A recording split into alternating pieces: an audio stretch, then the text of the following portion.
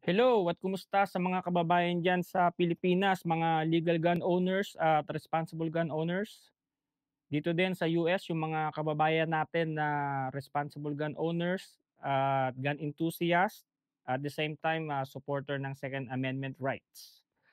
Okay, so sa araw na ito ay gusto kong talakayin yung mga bagay na for me, sa sarili kong preference is a must sa pagka nagbi-build ka or masabi na bibili ka ng AR mo. So first, meron ako ditong AR pistol. Ito ay na safety check na prior to filming.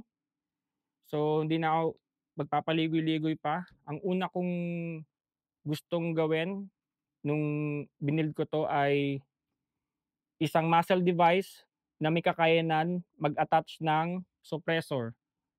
So for me nung binuo ko 'to, talagang alam ko na yung gusto ko, kaya ang binili ko ay yung muzzle device or kinabit ko dito ay yung muzzle device na puwedeng attach ng suppressor. Then second, kung mapapansin niyo, naka front sight block. Bakit gusto ko ng front sight block? Kadalasan yung iba gusto nila yung full rail na low profile gas block. Gusto ko 'to kasi dalawa, nakapin siya. Makikita niyo siya naka-pinned. So, hindi mami-misalign or magro-rotate yung gas block nito kasi naka-pin siya. Kasi alam naman natin na kapag nag-misalign yung gas block do sa butas ng barrel, hindi siya magsa-cycle. Kasi ito ay ano, direct impingement. So, may gas block siya sa taas. At yung pangalawa naman kung bakit gusto ko 'to, so, ang dating setup ko dito ay lower 1/3. Kahit may optic ako, alam ko marami sa inyo yung emotion nila or yung isip nila, 'pag nasira 'yan, 'pag nawalan ng battery 'yan, hindi mo na kung wala kang iron sight, wala kang backup." Lalo na yung mga prepper sa'tin na gusto nila na meron talagang another device na backup dun.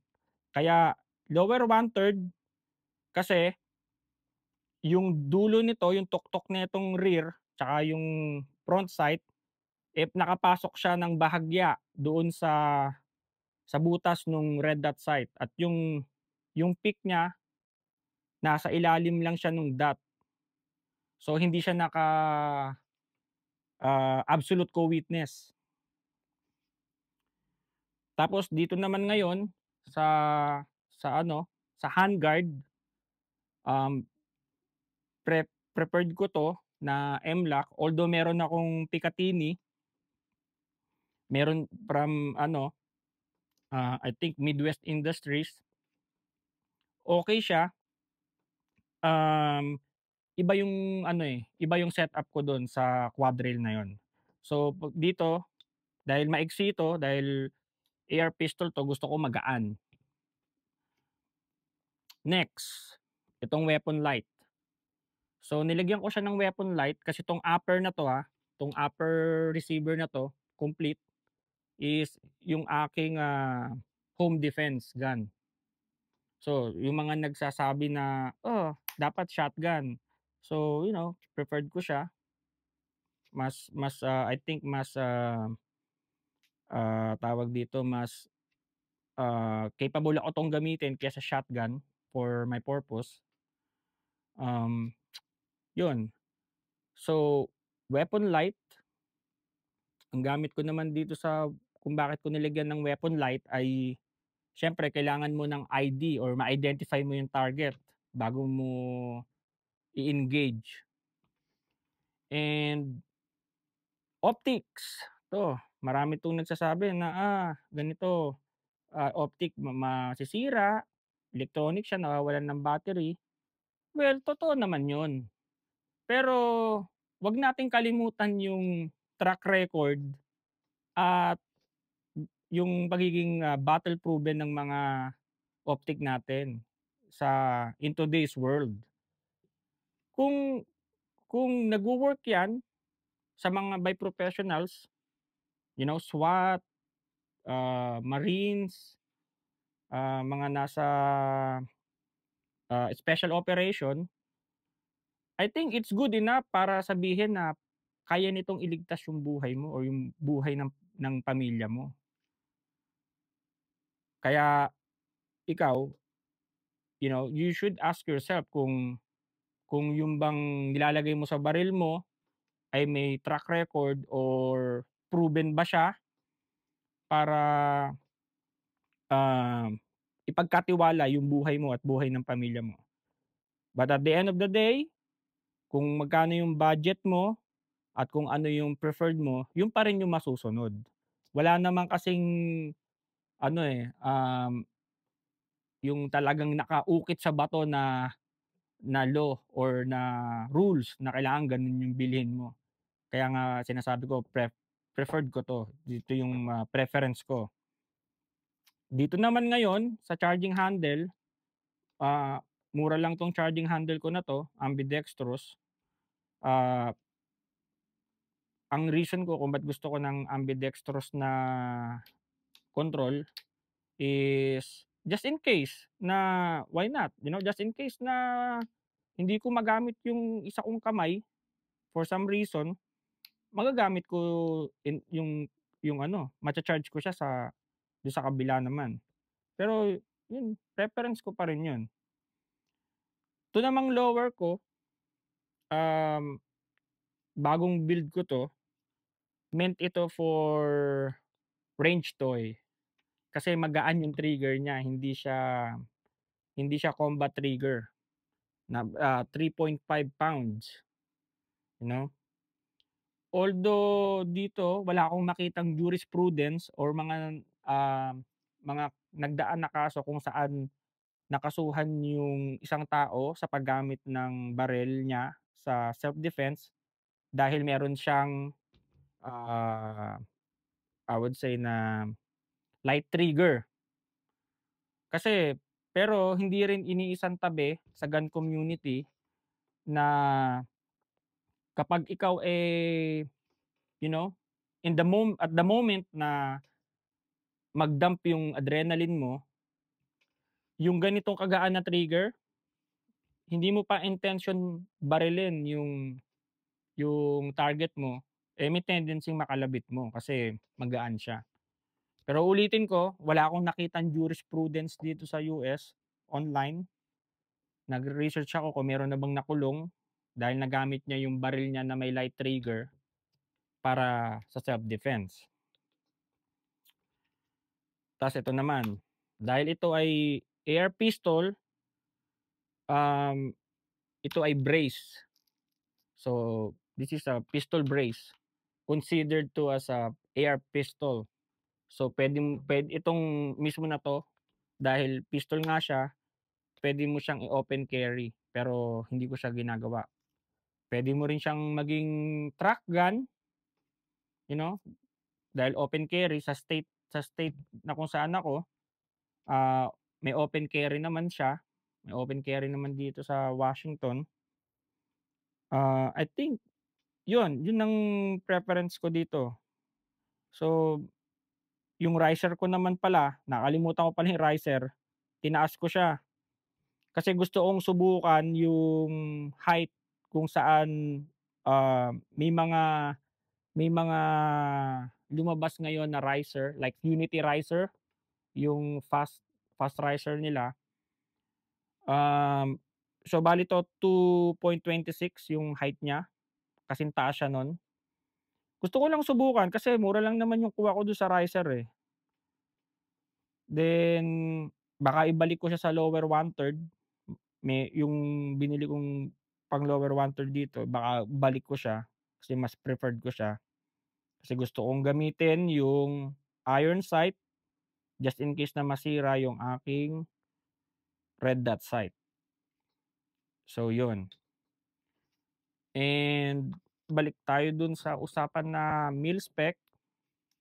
gusto kong dagdagan yung sa nauna kong video, yung mil spec, maraming nagsasabi na pangit o yan yung pinakamura, mas maganda pa ang baril ng civilian, ah, kaysa sa military. I think depende sa unit kung yan, under by SOCOM, special operation yan, gumagamit sila ng mga HK416, Daniel Defense, Noveske Chainsaw, um, tapos yung iba puwede silang bumili, may mga alam ako yung sariling unit sa special operation, meron silang sariling budget, puwede silang bumili ng sarili nilang, ah, weapon at the same time the same, optics or whatever. So, dun sa mil-spec na usapan kasi, mapapansin natin yung Daniel Defense tsaka Knights Armament, Noveske, naglalabas sila, mahal sila pero mil-spec sila. Bakit? Ang ano ko diyan, ang aking opinyon diyan, military lang naman kasi ang capable na magkaroon ng test firing or magamit talaga in real battle scenario. Compare mo dun sa mga, tawag dito na may mga coating-coating sa mga BCG, 'di ba? May mga specialty na coatings dun sa bolt carrier niya para daw hindi magdumi. Pero 'wag natin tanggalin yung track record at yung pagiging battle proven nung, ah, phosphate, ah, phosphate coating na kung saan, nagagamit sa mahabang labanan sa ng mga sundalo. Kahit sa Pilipinas yung BCG ng R4 tsaka yung sa T4 nila kung may T4 diyan yung manganese phosphate na tinatawag, nagwo-works yun sa battle, it works. May ano, meron siyang tinatawag na track record. Hindi hindi yun dahil hindi kayang gumawa ng Daniel Defense or hindi afford, ulitin ko, hindi afford ng Noveske or ng Knights Armament na gawin yung nickel boron, diamond-like coating, DLC. Hindi dahil dun, dahil sinusunod nila yung specification na kung saan may track record na yung ganong components, yung ganong treatment sa metallurgy nung parts nung barel. Kasi magbibigay ako ng example, halimbawa, um, yung mga BCG na enhance, let's say Lantac, okey? Lantac BCG, enhance. Pero ang tanong, may track record ba 'yan, battle proven na ba 'yan or nakapag-test ba yung Lantac enhance BCG, nag-enhance nagkaroon ba sila ng test fire na within 30,000 rounds para dun sa sa barel or dun sa BCG? Wala tayong makikita or hindi nila ginagawa yun kasi, um, it's some sort of, ano ba tawag dito, it's some sort of testing. Tine-testing nila kung magwo-work ba yun, binenta nila sa market for commercial use, and may mga nagsasabing maganda, but nandun pa rin yung tanong na may track record ba yan or battle proven ba yan? So kung ang outcry naman ng iba, yung outcry nila is, "Hindi mo naman kailangan yan kasi hindi ka naman sundalo, or hindi ka naman magsusundalo, eh. Hindi mo kailangan yan, that's, overreach." Well, nasa sa'yo yun, preference mo yun. Kung kung kaya mong, kung halimbawa ako, hindi ko gagamitin yung hindi magnetic particle inspected na barrel, BCG, at high pressure tested, hindi ko gagamitin yan. Hindi ko ire-rely ang buhay ko diyan. Yun yung preference ko. Kasi iba't iba't ano, iba't ibang individual, iba't ibang preferences. Kaya nasa sa'yo yun, nasa sa inyo yun. Hindi naman yun kailangan na ano, mandatory. Pero para sa track record kung bakit naka-pinned, bakit yan magnetic particle inspected, dahil 'yan ay ni-request nung mga sundalo na nandoon sa battlefield noon. At ang tanong diyan, ayaw mo ba magkaroon ng peace of mind or ng assurance na hindi magma-malfunction yung baril mo, you know? Kailangan ikaw mismo magtanong sa sarili mo kung you are willing na gumastos para dun sa assurance na magwo-work yung baril mo when you needed it most. Okey, kung yan ba ay for aesthetic purposes lang para masabi, "Oh, maganda yung looks, maganda yung panlabas niya," pero 'pag tinignan mo yung specification niya out of spec, ang headspace, kailangan mo pang gamitin siya or i-break in na tinatawag kasi hindi hindi maayos yung headspace niya dun sa chamber, dun sa tinatawag na, ah, tawag dito yung sa pinapasukan nung BCG, feed ramp, yun. Hindi maayos, nasa iyo. Kaya minsan may makikita tayo sa internet na hindi nagla-lock yung bolt kasi out of spec, out of spec yung ano niya, yung feed ramp, at the same time yung headspace nung ano niya, nung BCG niya hindi siya ano, hindi siya tama. Ngayon, may tinatawag na mga entry level, may tinatawag na intermediate level. Meron nga yang lumabas sa ano, sa gun community na yung mga poverty line ng mga baril, tapos meron naman sa taas yung mga ano, tawag dito, parang elite or mga ginagamit ng mga Navy SEAL, Special Forces, ginagamit ng SWAT, 'yan. Ngayon meron kang choices, lagi namang meron choices sa ano, sa market ngayon. Bale ang magiging criteria mo lang ay yung budget mo at yung knowledge mo. So, sana nakatulong itong pagdi-discuss ko dito, and 'wag kalimutan na mag-subscribe. Marami pa akong gustong matutunan din sa mga magko-comment dito, sa mga, ibang gun tuber dito sa Amerika at sa Pilipinas. At yung mga marami pa akong gustong i-share na I think makakatulong sa mga ano, gun enthusiast na kababayan natin.